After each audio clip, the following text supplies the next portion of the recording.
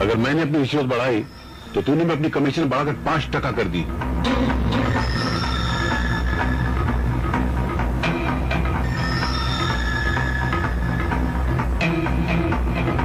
नबी कादा साहब खान साहब की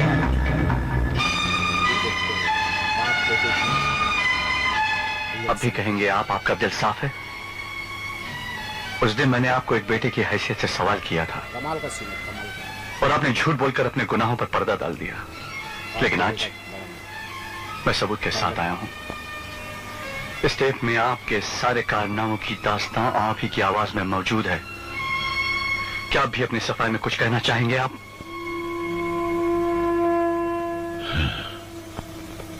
कहना है, मगर अपनी सफाई में नहीं, बल्कि आज हकीकत बयान करनी है।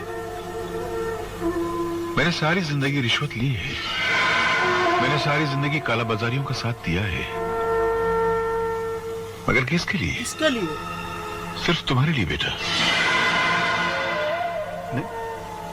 मेरे लिए? हाँ बेटे, सिर्फ तुम्हारे लिए। जवानी से लेकर बुढ़ापे तक काला बाजार के मैदान में कोलू के बैल की तरह चक्कर काट काट के जो पैसे निकालता रहा, सिर्फ तुम्हारे लिए। क्या जरूरत थी? मैंने तो आपसे कभी नहीं कहा कि मुझे दौलत चाहिए या ऐशो आराम चाहिए। तुम होते तो कहते ना। रिश्वत की यह कहानी तो तुम्हारे पैदा होने से पहले ही शुरू हो गई थी। अगर मैं अस्पताल में उस लालची डॉक्टर को रिश्वत न देता तो न तुम्हारी मां का ऑपरेशन होता और न तुम जिंदा पैदा होकर इस दुनिया में आए होते। और रिश्वत, जैसे आजकल की इज्जत की जबान में डोनेशन कहा जाता है। डोनेशन। अगर मैं वो डोनेशन न देता ना तो तुम्हें किसी भी अच्छे स्कूल में दाखिला न मिलता। वही डोनेशन अगर मैं कॉलेज में न देता तो तुम्हें किसी भी अच्छे कॉलेज में दाखिला न मिलता। आज जो तुम पढ़ लिखकर समाज में, सोसाइटी में इज्जत की जिंदगी गुजार रहे हो, उसके लिए पैसा लगता है, मुफ्त में नहीं आता है। मैं नहीं मानता इस बात को। और गरीब माँ बाप अपने बच्चों को पढ़ा लिखा कर कैसे बड़ा करते हैं? हाँ तो जाओ पूछो उन गरीब माँ बाप से कि वो अपनी औलाद को कैसे बड़ा करते हैं। कश्मीर से लेकर कन्याकुमारी तक हिंदुस्तान के गांव में जाओ, एक एक शहर में जाओ, के गरीब के घर में जाको, पूछो उन गरीब माँ बाप से कि वो अपनी औलाद को बड़ा करने के लिए क्या करते हैं। तब वो तुमको बताएंगे कि वो हर सुबह जिंदा होते हैं और हर शाम को मर जाया करते हैं। पूछो उनसे कि उनकी कितनी औलादों को डिग्रियां नसीब होती हैं, और अगर डिग्रियां नसीब होती है तो कितनों को नौकरियां मिलती हैं। तो वो तुमको बताएंगे कि हजारों में एक, और वो भी बड़ी मुश्किल से नसीब होती है।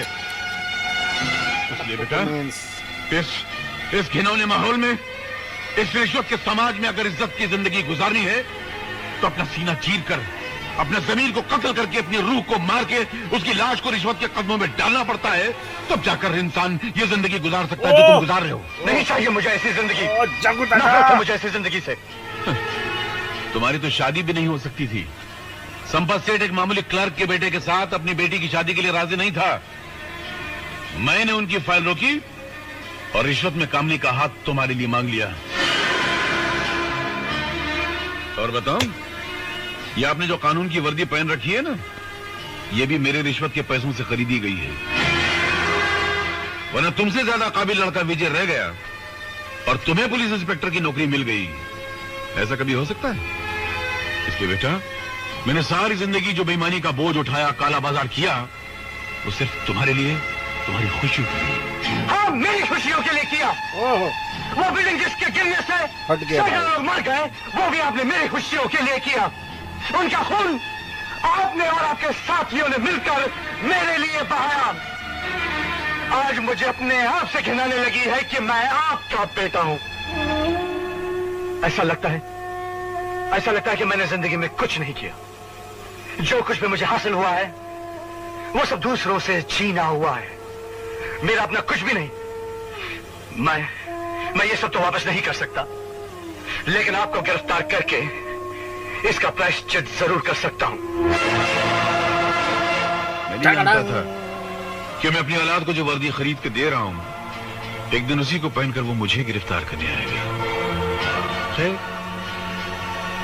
अपनी अपनी तकदीर लो, पूरी कर लो अपनी तकदीर।